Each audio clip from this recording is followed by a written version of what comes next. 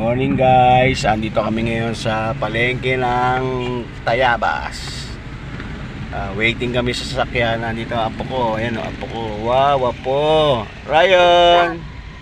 Ryan! Ayan, apo ko na pareho yan. Ay, apo na rin pala. Guys,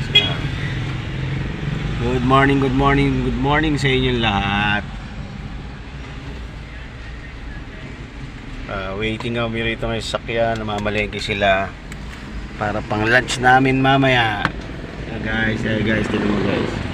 Ayan ang palengke rito. Hindi ako makababa kasi nandito kami sa sakyan. Batay ko yung mga bata.